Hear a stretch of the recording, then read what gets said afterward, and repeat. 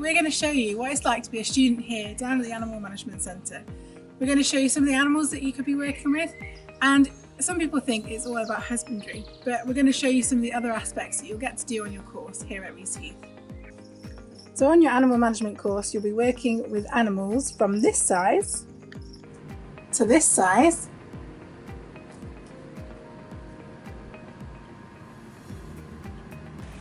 to this size, to this size.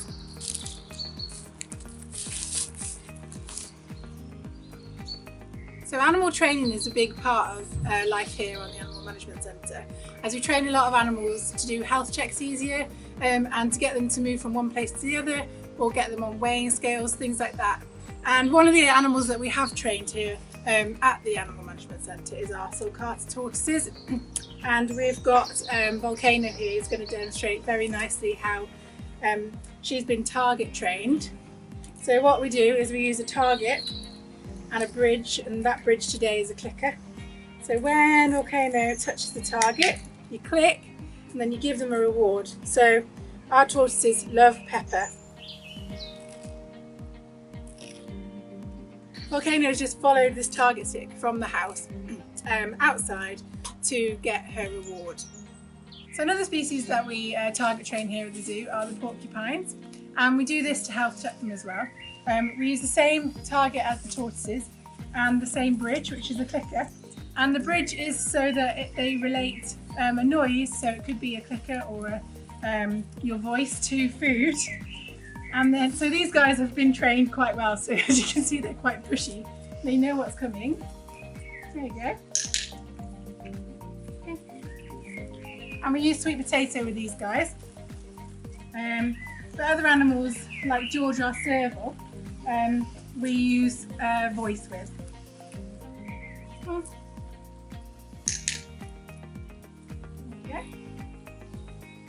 Hi, I'm Ben, and I'm one of the instructors here at Reaseheath College in Animal Management, and I just want to show you some of the work that our level 3s did last year.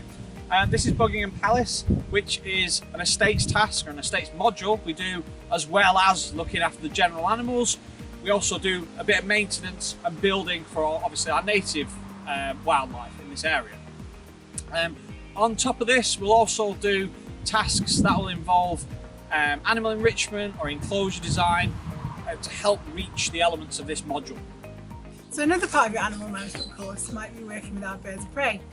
We have a couple of owl species here. We have an American barn owl, we have an Indian eagle owl, and we have our African white-faced owl here, which is Piper. We also have Harris hawks and a red-tailed hawk here as well. And we train these guys to fly on campus. So you'll learn a bit about falconry, about all the equipment that you need, and how to train and fly a bird. And one of the things that you do need to know when you are doing falconry is the falconer's knot. So it's a really useful thing to learn before you come to college and come and do an animal management course. I'm going to do it quickly, but you can find this on YouTube. And this is a quick release knot to make sure the bird's secure to the perch, the bow perch or the glove when you're out and about with them, so they don't fly off when they're not supposed to. So as you can see, I've done the knot there. And then if I've done it right, it should. Quick release, there we go. And that's the falconer's knot. So we're now in our reptile room, and this is one of our Maclots pythons that I'm dealing with now. And we'll show you how to safely deal with more aggressive species and just general handling for animals, to obviously do the mundane stuff of husbandry, but also take weights, and especially this is really important in reptiles, as we never know if our animal's sick unless there's a dramatic weight loss, and that's what we're looking for in this. So I'm using a snake hook here, which is very important for larger snakes or just snakes in general. And the whole point of this is to avoid things like bites and obviously irritating the snake and looking at its behaviour. As you can see, all she wants to do is get away at the moment. So I'm just gently moving her into position that's more comfortable for me and for her. With the snake hook, as you can see, I'm just going 1/3 in and sort of moving her head. Because she is quite large, I've got to keep moving the snake hook itself. This just allows me to get a better movement on her head, and I can eventually pick her up if needs be. Obviously she's quite a big animal at 8 foot, so quite a handful to deal with on your own. But this is just one of the other skills you'll learn here.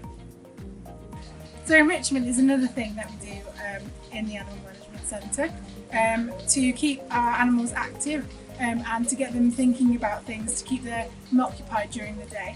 And I've just made some for the meerkats. So these are just cardboard back boxes filled with hay, and then they've got some food stuffs in there. So we've got some mealworms, some worms and locusts for them.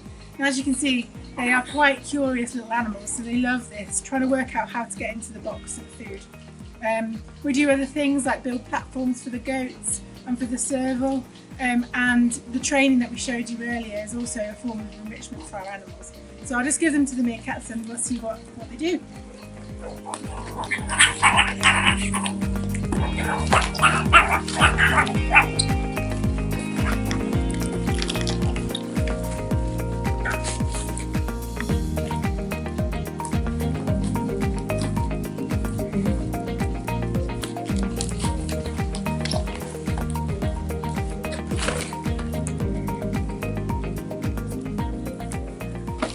So as you can see, they've encouraged foraging behaviour, which is a natural behaviour in the animals. So it's getting them to work for their food rather than just giving it to them in a bowl. So you can see they're searching in the hay for all those insects. So now you've had a sneak peek into some of the things you might do on your animal management course here at Reaseheath. This will help you towards a career in the animal industry, from working in zoos, pet shops, or being an animal trainer. We look forward to seeing you down here at Animal Management.